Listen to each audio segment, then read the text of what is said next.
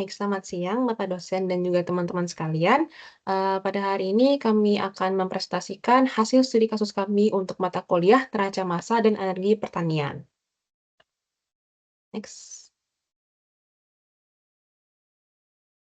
Latar belakang dari, studi kasus kami itu dipilih buah stroberi. Nah, mengapa? Karena buah stroberi atau Fragaria ananassa merupakan buah yang cukup populer, di Indonesia yang tumbuh pada suhu dingin ke sedang dan membutuhkan kelembaban serta pasokan air yang stabil.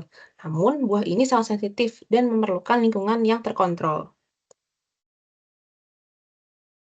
Lalu mengapa kami memilih untuk menggunakan greenhouse dalam studi kasus kami? Karena greenhouse ini cukup penting dalam mengontrol mikroklimat secara efektif untuk pertumbuhan buah stroberi sendiri.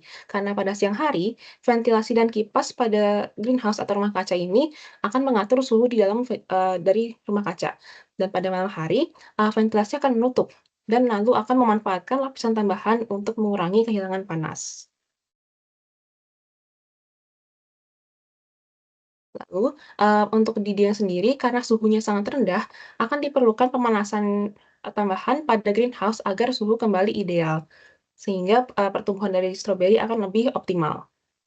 Dan maka dari itu, kami melakukan studi kasus dengan, judul "Perhitungan Kesetimbangan Energi dan Kebutuhan Pemanasan dalam Greenhouse untuk Kultivasi Stroberi Fragaria ananassa saat Suhu Rendah di Dieng, Jawa Tengah", dengan jurnal utama yang kami pilih dengan judul "Impact of Environmental Factors on Energy Balance of Greenhouse for Strawberry Cultivation", yang dirilis oleh Kamayum et al.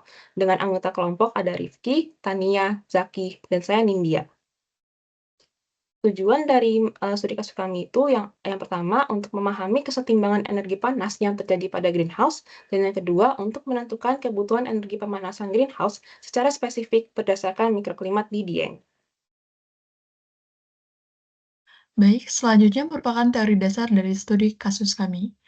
Dataran tinggi Dieng terletak pada ketinggian 2093 mdpl yang memiliki iklim sejuk hingga dingin dengan suhu siang hari di 15-20 derajat Celcius dan pada malam hari dapat turun hingga 10 derajat Celcius atau bahkan mencapai titik beku saat musim kemarau di bulan Juli sampai Agustus. Curah hujan tahunan di dataran Dieng ini rata-rata lebih dari 3.500 mm dengan kelembaban mencapai 86,6%. Kondisi ini menjadikannya ideal untuk tanaman seperti stroberi yang memerlukan suhu rendah dan kelembaban yang tinggi.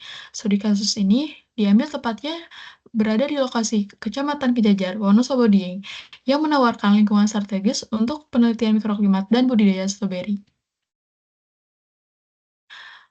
Oke, selanjutnya terdapat syarat tumbuh stroberi.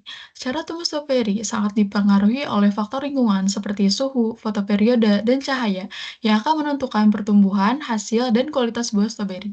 Untuk mengatasi tantangan pada iklim yang ekstrim, budidaya stroberi di greenhouse atau rumah kaca menjadi solusi yang efektif yang dapat diterapkan sebagaimana dilakukan seperti negara lain, yaitu Jepang. Suhu optimal untuk pertumbuhan stroberi sendiri adalah 23-28 derajat Celcius pada siang hari dan 5-10 derajat Celcius pada malam hari. Pengaturan suhu ini tidak hanya mendukung pertumbuhan optimal, tapi juga meningkatkan kualitas buah, termasuk ketahanan kulit, kandungan gula terlarut, warna, dan tingkat keasaman buah stroberi. Prinsip ini dapat diterapkan di dataran tinggi Dieng dengan teknologi rumah kaca yang mampu mengontrol suhu dan kelembaban, sehingga menciptakan lingkungan yang ideal untuk menghasilkan stroberi yang berkualitas tinggi. Oke, selanjutnya terdapat sistem yang digunakan pada greenhouse ini, yaitu Passive Solar Heating System atau PSHS. PSHS merupakan sistem pemanasan yang memanfaatkan energi matahari secara langsung tanpa menggunakan perangkat mekanis atau listrik.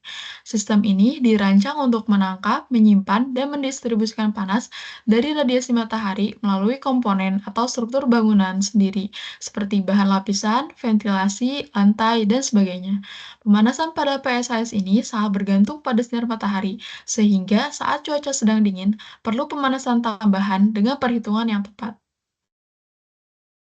Baik, berikut merupakan metodologi dan asumsi yang kami gunakan. Untuk lokasi yang kami pilih sendiri, kami memilih lokasi dataran tinggi Dieng dikarenakan dataran tinggi Dieng memiliki kondisi suhu ideal yang paling mendekati dengan kondisi aktual studi kasus. Untuk waktu yang kami pilih, kami memilih waktu Juli hingga Agustus, di mana waktu tersebut merupakan musim kemarau dan bulan Juli hingga Agustus adalah titik terdingin pada dataran tinggi Dieng. Selain itu, jumlah kebutuhan pemanasan yang dibutuhkan berupa 8 jam pada bulan Juni, 10 jam pada bulan Juli, dan 12 jam pada bulan Agustus. Jumlah pemanasan setiap bulan bervariasi, di mana semakin lama semakin kecil suhu, semakin lama waktu disebabkan oleh semakin kecil suhu dan dilakukan saat kondisi suhu di bawah syarat tumbuh minimum stroberi yang berupa di angka 10 derajat Celcius. Selain itu, kami menggunakan selisih selisih rata-rata suhu greenhouse dan lingkungan yang berupa 4,8 derajat Celcius. Next.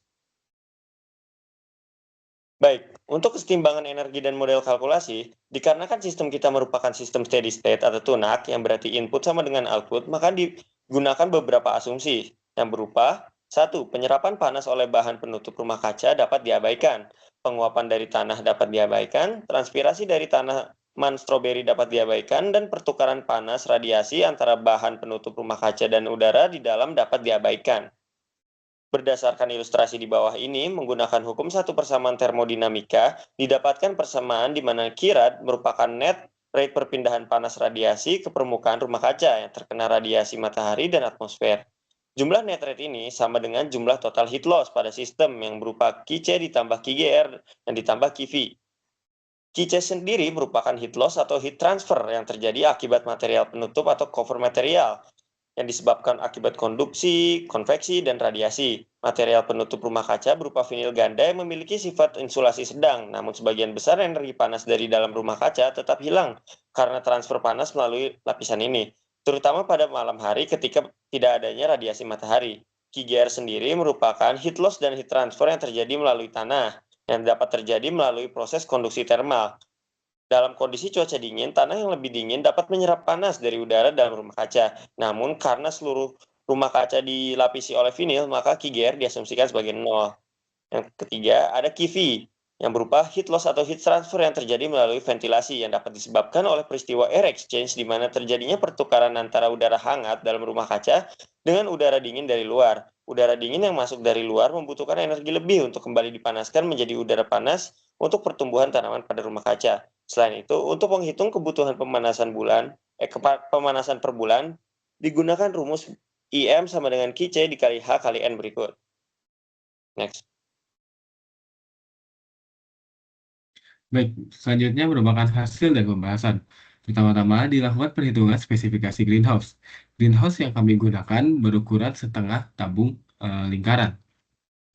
Didapatkan total luas permukaan dari greenhouse itu sendiri adalah 161,02 meter persegi dengan volume 108 meter kubik. Berdasarkan persamaan sebelumnya, heat loss radiasi didapatkan 32.334,55 watt. Lalu, berikut adalah perhitungan kebutuhan panas setiap bulannya. Pada bulan Juni, kebutuhan panas di angka sekitar 8.000 MJ per mol, pada bulan Juli sekitar 12.000 MJ per mol, dan pada bulan Agustus sekitar 15.000 MJ per mol. Dari hasil tabel dan grafik ini dapat dilihat bahwa pada bulan Juni merupakan suhu yang bisa dibilang paling hangat dibandingkan bulan lain seperti bulan Juli dan bulan Agustus. Hal ini berdampak pada kebutuhan panas harian yang akan semakin lama, karena kebutuhan panas harian ini didasarkan dari berapa lama panas yang diperlukan untuk mencapai suhu yang ideal dari pertumbuhan stroberi. Semakin dingin suhunya, maka akan semakin lama pemanasan yang diperlukan. Maka dapat dilihat juga dari grafik sini, bulan Juni adalah bulan di mana kebutuhan energi pemanasan paling sedikit, sedangkan bulan Agustus adalah kebutuhan pemanasan energi paling besar. Dasar terjadinya perpindahan panas pertama melalui peristiwa konduksi. Konduksi ini adalah perpindahan panas melalui material padat. Seperti halnya pada greenhouse, terdapat berbagai lapisan plastik atau lapisan vinil dan rangka rumah kaca. Dan konduksi ini terjadi karena material-material tersebut memiliki konduktivitas termal. Material-material ini akan menjadi media penghantar panas dari bagian dalam yang hangat ke bagian luar yang lebih dingin. Lalu ada peristiwa konveksi. Konveksi ini perantaranya melalui gerakan fluida. Dalam hal ini, fluida yang dimaksud adalah udara yang berada di dalam greenhouse. Saat udara panas di dalam greenhouse naik karena densitasnya yang lebih rendah, udara dingin akan menukar udara panas melalui ventilasi-ventilasi atau celah-celah dari greenhouse itu sendiri. Sehingga perpindahan ini menciptakan sirkulasi yang menyebabkan hilangnya panas dari dalam rumah kaca. Lalu yang terakhir melalui peristiwa radiasi. Radiasi ini terjadi dari pemancaran energi panas yang berbentuk gelombang elektromagnetik. Panas yang terkumpul di dalam greenhouse, terutama dari sinar matahari, akan dipancarkan kembali sebagai radiasi inframerah. Sebagian dari radiasi ini dapat menembus lapisan plastik keluar, terutama jika bahan penutup tidak memiliki sifat yang baik untuk menahan radiasi inframerah. Nah, karena tadi pada studi kasus menggunakan passive solar heating system, maka tetap diperlukan penambahan energi untuk meningkatkan suhu. Artinya perlu energi panas tambahan. Maka terdapat berbagai sistem lain untuk mendapatkan suhu tersebut atau untuk pemanasan di dalam greenhouse. Yang pertama ada active solar heating system. Active solar system ini adalah menggunakan energi matahari secara aktif untuk menghangatkan bagian dalam greenhouse. Active solar heating system ini menggunakan berbagai komponen untuk menangkap energi, untuk mengumpulkan energi, dan mendistribusikan energi, seperti bisa dilihat dari gambar di 5. Lalu, contoh lain ada geothermal heating. Geothermal heating ini memanfaatkan panas atau energi yang berada di dalam permukaan tanah.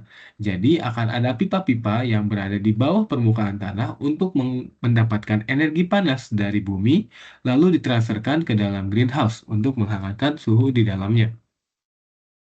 Lalu yang contoh terakhir adalah hydronic heating. Hydronic heating ini menggunakan fluida, yang fluida tersebut ini akan dipanaskan pada boiler. Lalu fluida panas ini akan dialirkan ke berbagai area di dalam greenhouse.